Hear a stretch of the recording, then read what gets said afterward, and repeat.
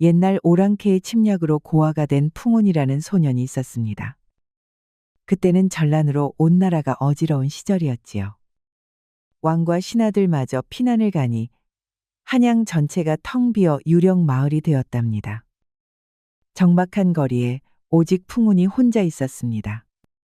풍운이는 시체밭을 지나면서도 아무런 표정이 없었지요. 스님은 누구십니까?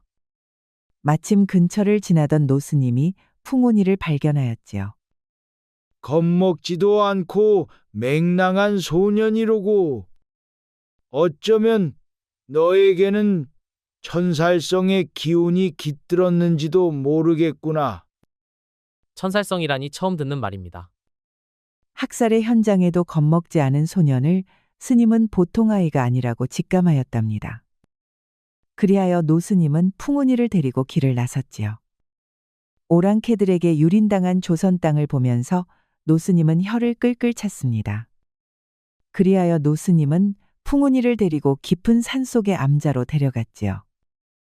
이 아이가 참으로 천살성의 기운을 타고났는지 시험해 보아야겠다. 무영선사는 풍운이를 동굴로 데려가더니 말없이 안으로 밀어넣었습니다. 동굴 안은 독사와 진해, 독충들이 들끓는 음산한 곳이었지요. 풍운이가 주춤하며 들어서자 무영선사는 동굴 문을 닫아 걸었습니다. 그 운명, 이곳에서 시험해 보거라. 선사는 돌아와 자리에 몸을 뉘었습니다. 그러나 눈을 감고도 잠들지 않고 내내 생각에 잠겨 있었습니다. 저 맹랑한 놈, 피비린내, 나는 동굴 속에서도 겁먹지 않다니. 이튿날 새벽, 선사는 다시 동굴로 향했습니다. 문을 열고 안을 들여다본 순간이었습니다. 풍운이는 천장의 바위 틈에 몸을 붙인 채 아래를 응시하고 있었지요. 바닥엔 독사 껍질 하나가 널브러져 있었습니다. 풍운이는 눈 한 번 깜빡이지 않은 채 그 곁에 있었습니다. 살기 위해 바위를 타고 오른 것도 모자라 한 마리를 잡아먹다니. 무영선사는 품에서 단검 하나를 꺼내 휙 하고 동굴 안으로 던졌습니다. 받아라. 앞으로는 저것으로 살아남아라. 며칠이 지나 동굴 문을 다시 열었을 때 풍운이는 단검을 손에 쥔 채 우뚝 서 있었습니다. 온몸은 흙과 피로 얼룩졌으되 눈빛엔 두려움이 없었습니다. 그래, 잘 살아남았구나. 천살성의 기운이 허튼 말은 아니었어.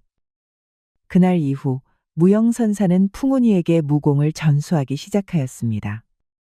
한때 무영선사는 무영검이라 불리던 전설의 검객이었습니다.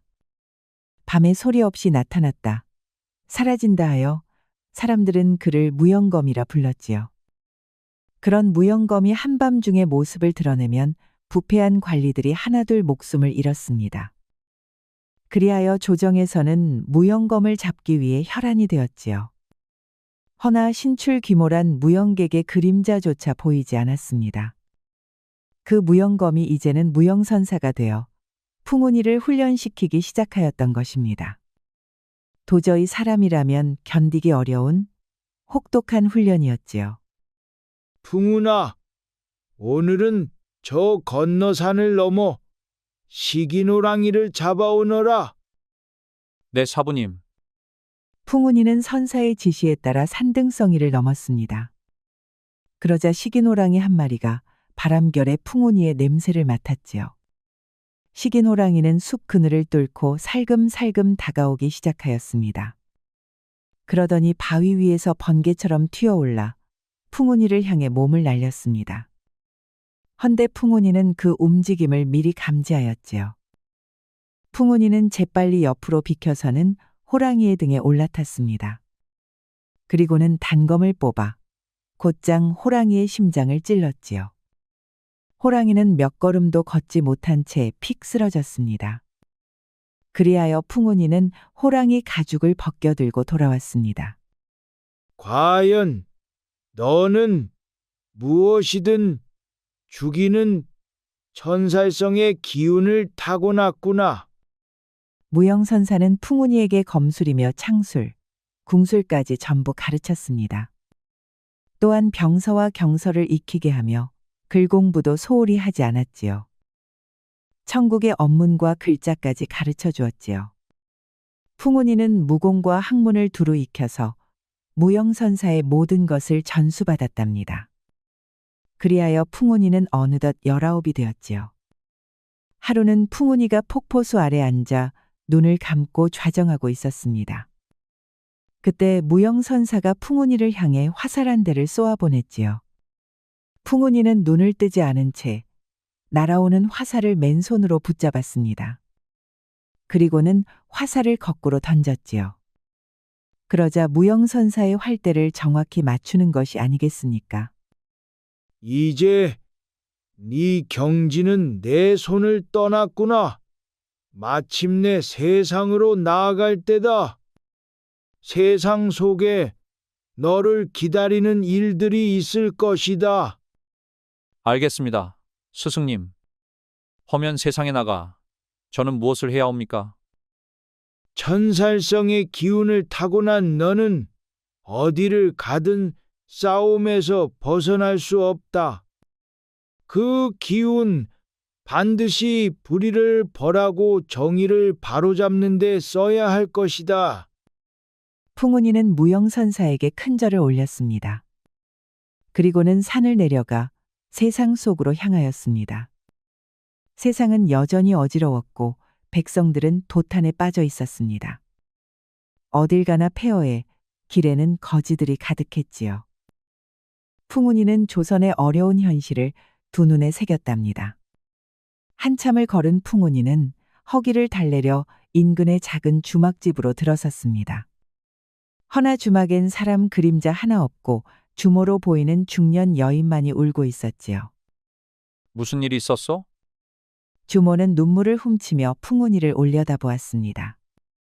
아, 말도 마시오. 오랑캐 놈들이 들이닥쳐 내 딸아이를 납치해 갔소. 외란이 끝났다 싶었는데 이번엔 북녘 오랑캐가 쳐들어와 이 꼴이 되었단 말이지요. 이 땅에서 백성이 살아가기가 날이 갈수록 험해지는 것만 같구려.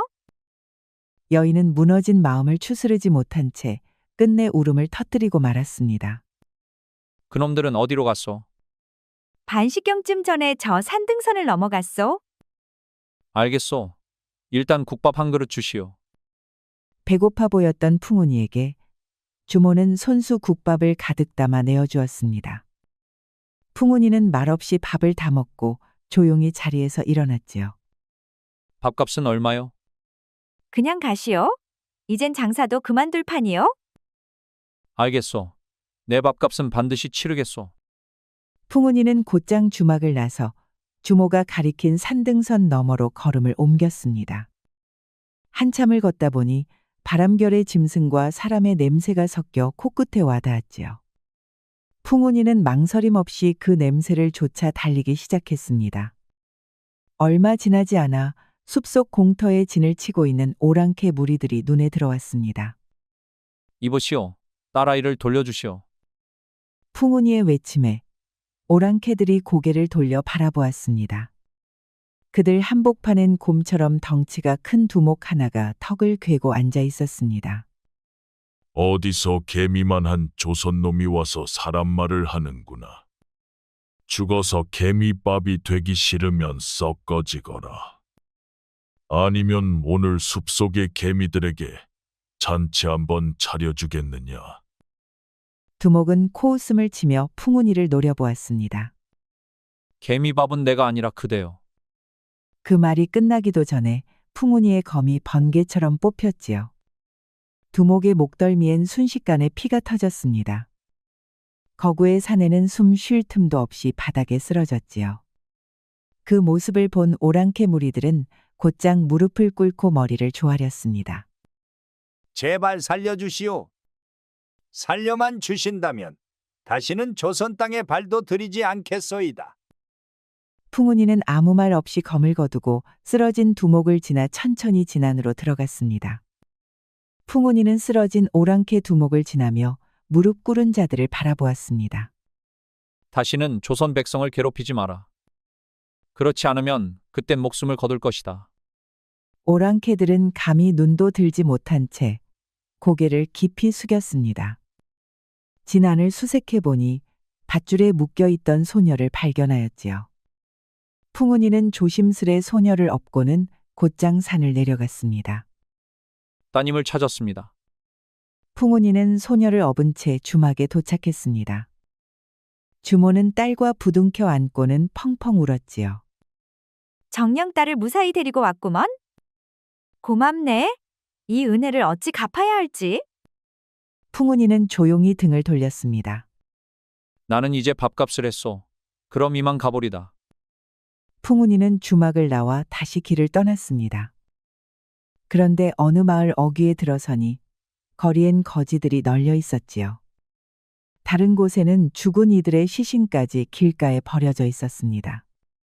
차마 사람 사는 마을이라 할 수 없을 정도로 참담한 풍경이었지요. 그런데 마을 안쪽으론 관병들이 여인들 여럿을 끌고 가고 있었습니다. 여인들은 필사적으로 버티며 발버둥을 치고 있었지요. 이보시오. 어찌 여인들을 강제로 끌고 가는 것이오. 내 놈은 또 웬 놈이냐? 나라실에 참견 말고 썩 꺼지거라. 그 여인들이 무슨 큰 죄를 지었단 말이오? 어허, 이놈이 죽고 싶은 모양이로구나. 이 여인들은 북녘 오랑캐에게 조공으로 바쳐질 몸이다. 그러니 감히 나설 생각 말거라. 관병의 말에 풍운이는 잠시 길을 비켜섰습니다. 그가 마주한 세상은 도적대가 활개를 치고 여인들까지 오랑캐에 넘기는 세상이었지요. 아니, 어찌하여 세상이 이다지도 혼탁하단 말인가? 밤이 깊어지자 풍운이는 복면을 쓰고 조용히 담장을 넘었습니다. 옥사 앞을 지키던 관병들은 풍운이의 손끝에 차례로 기절해 갔지요. 어서 나오시오. 풍운이는 옥사문을 부수고 여인들을 하나둘 꺼내 주었습니다. 입구를 지키던 관병들은 순식간에 쓰러졌지요.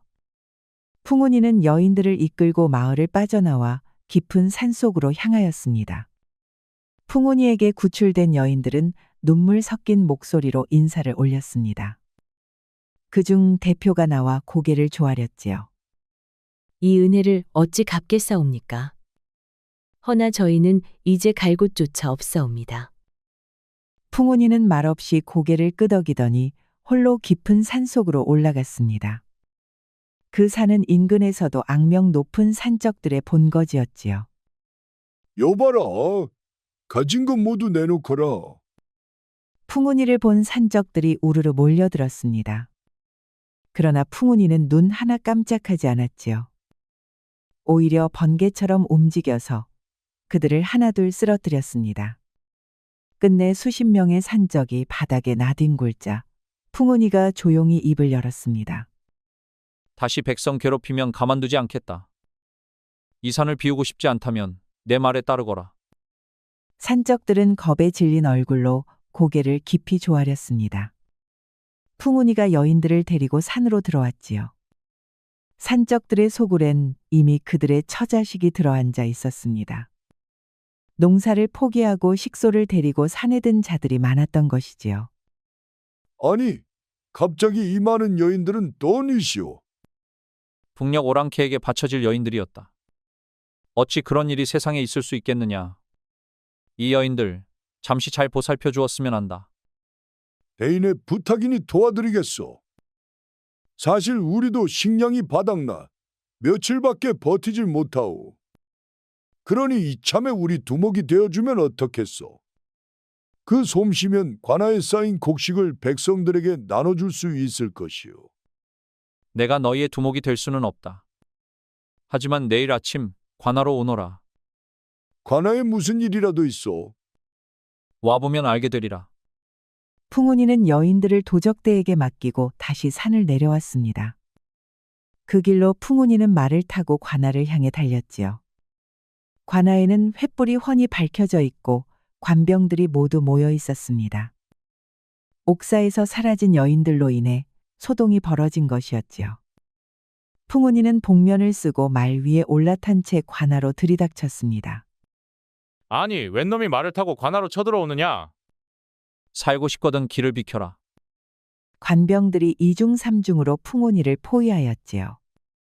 그러나 풍운이는 말에 채찍을 가하며 단숨에 그 틈을 뚫고 삿도 앞으로 달려갔습니다. 기겁한 삿도가 벌떡 일어났지요. 허나 풍운이의 검이 번쩍하더니 삿도의 목이 땅에 떨어졌습니다. 관병들은 놀라 허둥지둥하며 우왕좌왕하였지요. 살고자 하는 자는 당장 무기를 버리고 관할을 떠나라. 그렇지 않으면 그 목이 삿도 옆에 나란히 놓일 것이다. 몇몇 관병들이 끝까지 덤벼들었지요. 그러나 풍운이는 귀신 같은 솜씨로 그들의 목을 베어냈습니다. 그러자 남은 관병들은 무기를 내던지고 주랭랑을 놓고 말았지요. 풍운이는 곧바로 곳간으로 가서는 자물쇠를 부수었습니다. 그리고 곳간의 문을 활짝 열어두었지요. 풍운이는 관할을 떠난 뒤 아무 말 없이 어둠 속으로 조용히 사라졌습니다. 이윽고 날이 밝자 산에서 내려온 도적대들이 관아에 들어섰습니다. 그런데 삿도와 관병들의 목이 바닥에 굴러 있고 관아는 텅 비어 있었지요. 그리고 곳간의 문이 활짝 열려 있었습니다. 아니, 혼자서 관할을 쓸어버렸단 말이냐? 참으로 대단한 사내로다. 여봐라, 곡식을 수레에 실어라. 마을 백성들에게도 나누어 주거라. 산적들은 관아에 곡식을 실어 나르기 시작했답니다. 그리고 마을 사람들에게도 아낌없이 퍼주었습니다. 이제 살 수 있게 되었소. 어제까지만 해도 굶어 죽는 줄 알았지 뭐요. 우린 며칠째 곡기 구경도 못하고 있었소이다. 마을 사람들은 쌀과 보리를 품에 안고 연신 고개를 숙였습니다.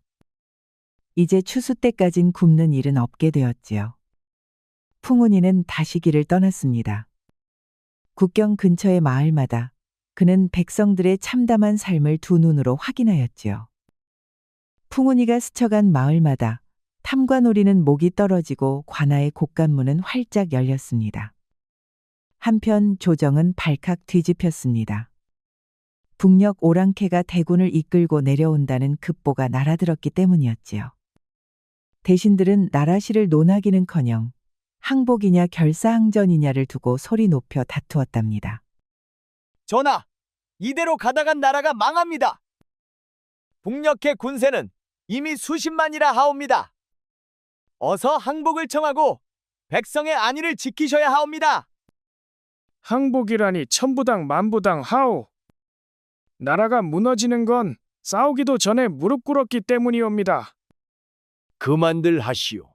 말싸움으로 전쟁을 막을 수는 없소이다. 대책을 내놓으시오. 대책을.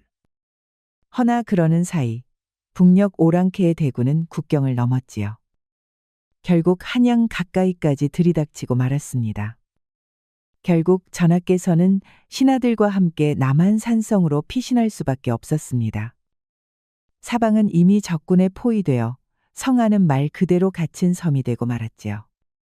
백마성을 지키고 있던 임장군은 나라를 걱정하는 우국지사였지요. 오늘 밤 임장군은 깊은 밤까지 침식을 잊은 채 안절부절하였습니다. 전하께서 이대로 포로가 되신다면 조선의 명호는 끝이오. 누군가 성 밖으로 나가 구출해 와야 하오. 허나 장군께서 성을 비울 수는 없지 않사옵니까? 백마성을 내주면 더 많은 오랑캐가 밀고 들어올 것입니다. 허니 결사대를 따로 꾸려야 하오. 단숨에 적진을 뚫고 들어갔다 나올 무공의 고수가 필요하오. 조정의 군사들로는 어림도 없사옵니다. 그럴 사람이라면 혹시 떠도는 풍문에 나오는 자는 어떻사옵니까? 풍문이라니 말해보시오.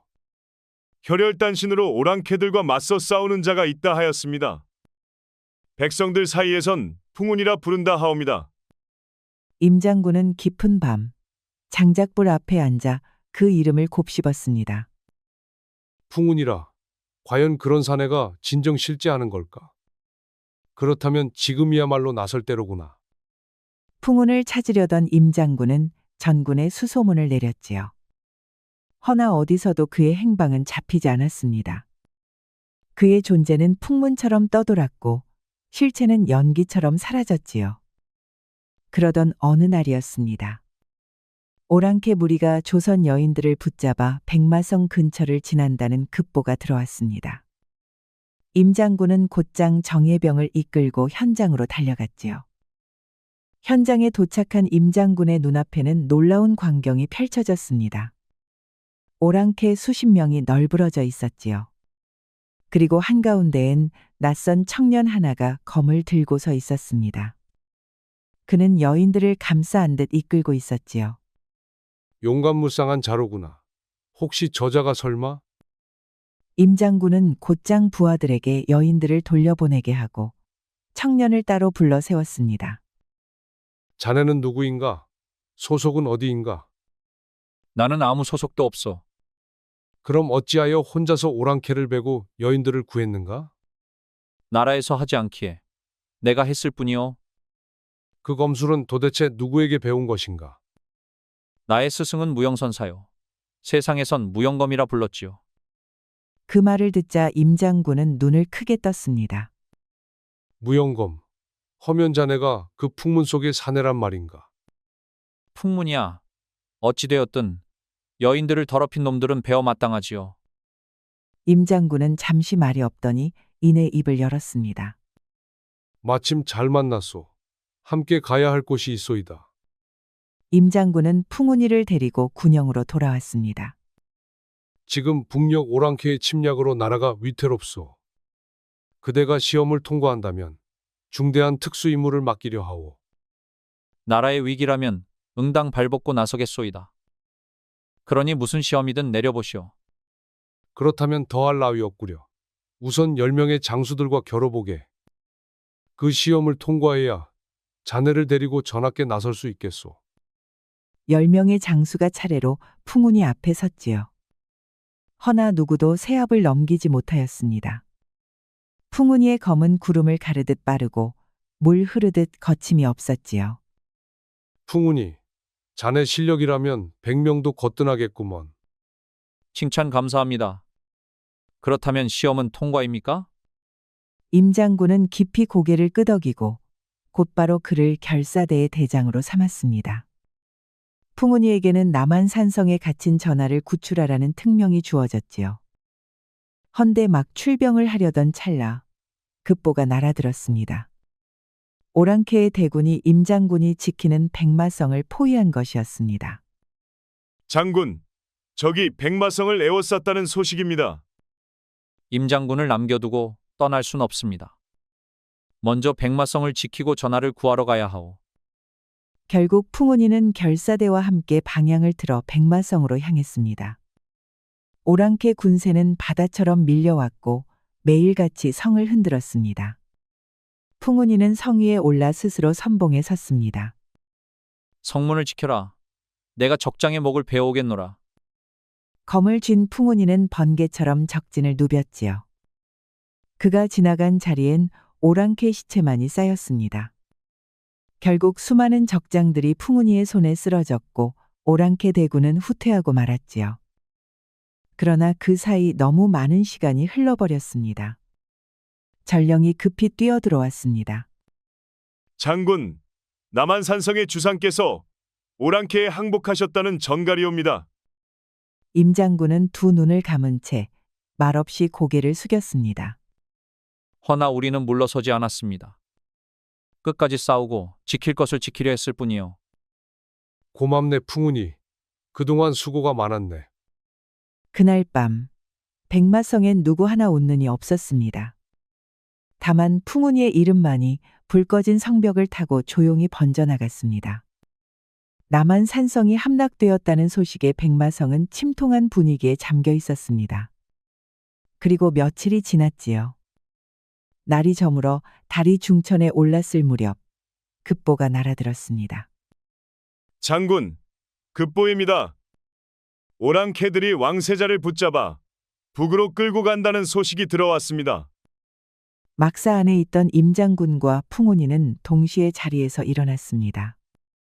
이번엔 세자 저하를 잡아간다니. 이대로 두고 볼 수는 없소. 어찌할까요? 장군.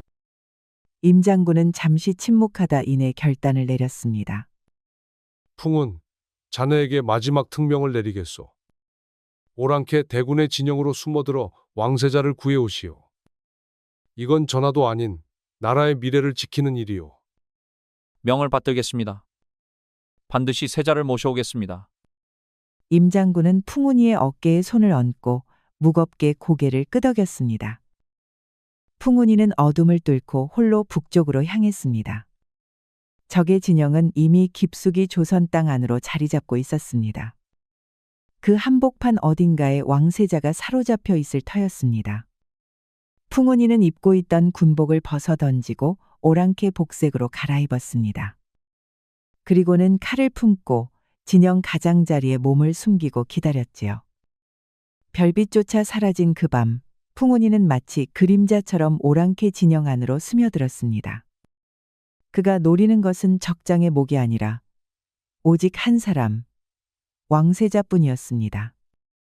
세자가 어디 계신지만 알면 그 다음은 어렵지 않지. 풍운이는 진영 안을 누비며 바람처럼 움직였습니다. 아무도 눈치채지 못했지요.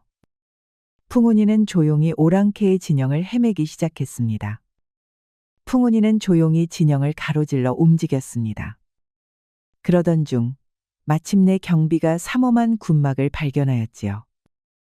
그곳엔 산에 몇이 들락거리며 극히 조심스럽게 움직이고 있었습니다. 틀림없다. 적이다. 그가 다가서자 무시무시한 체격의 수문장 하나가 길을 막아섰습니다. 팔뚝만으로도 사람 허리를 꺾을 듯한 거구였고 손에는 커다란 도끼가 들려 있었지요. 멈춰라. 이 안은 아무도 들여보낼 수 없다. 그렇다면 승부를 봐야겠구려. 말이 끝나기 무섭게 두 사람은 칼날을 주고받았습니다. 풍운이는 발끝으로 땅을 차며 몸을 띄었지요. 그러자 수문장의 도끼가 바람을 가르며 날아들었습니다. 두 사람은 몇 합을 겨룬 끝에 마침내 풍운이의 검이 수문장의 옆구리를 갈랐지요.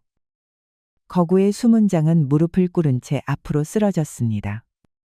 풍운이가 안으로 들어서니 그 안엔 묶이지 않은 채 단정히 앉아있는 청년이 있었습니다.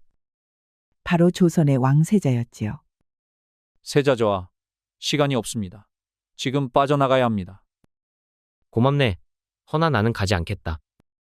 아니, 저하, 왜 그러시옵니까? 내가 지금 달아나면 오랑캐는 그 분노를 고스란히 조선 땅에 풀 것이다.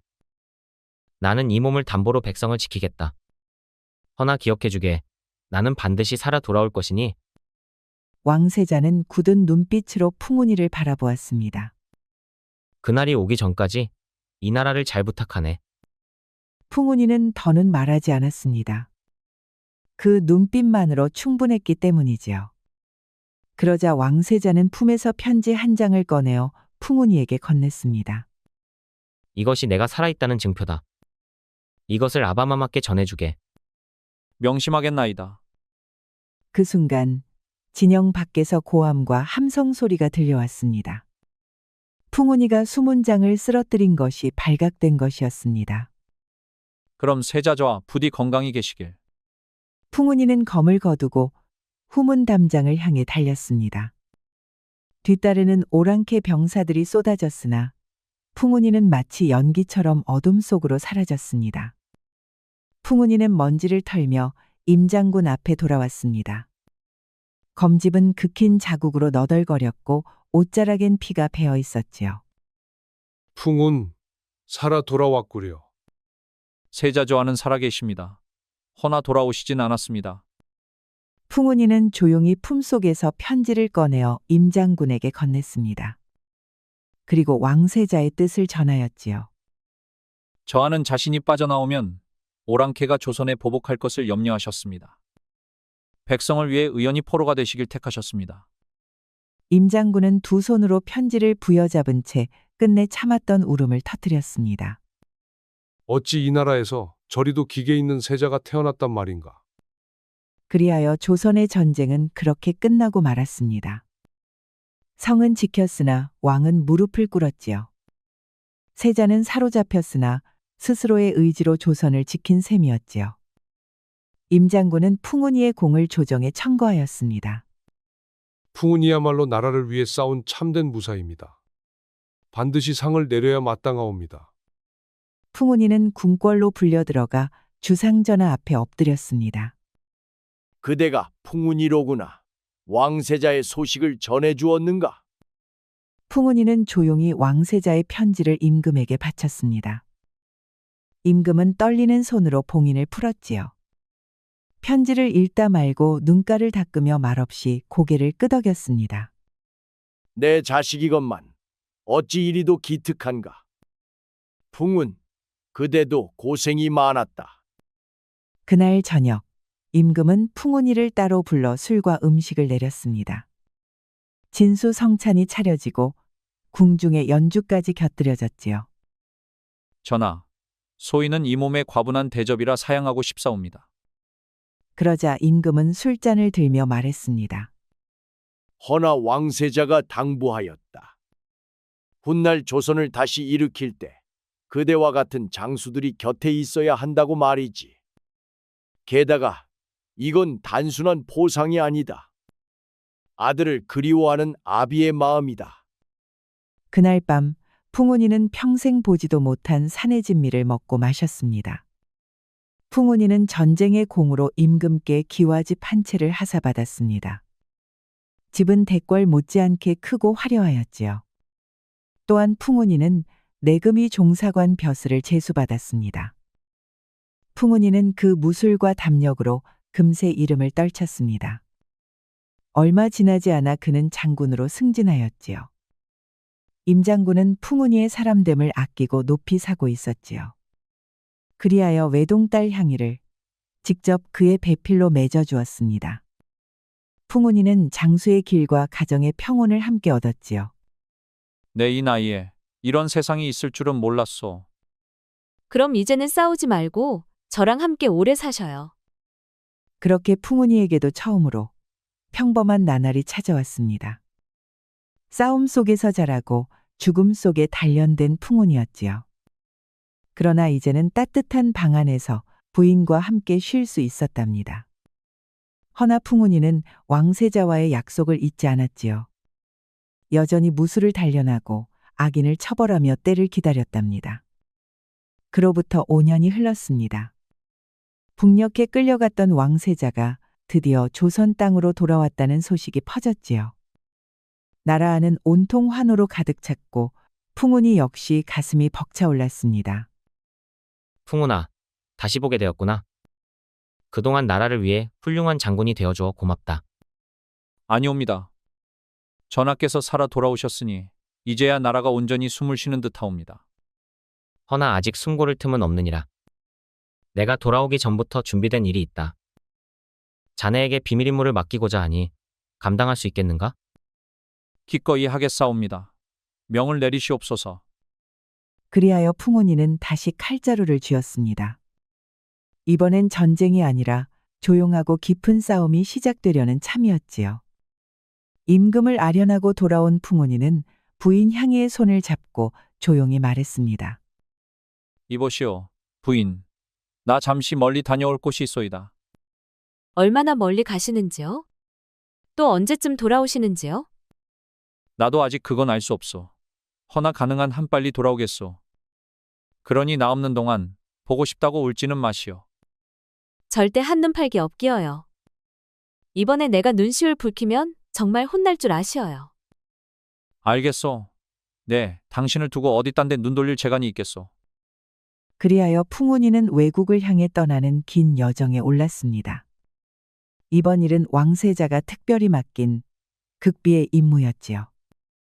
푸른 물결 위를 가르며 나아가는 배 위였습니다.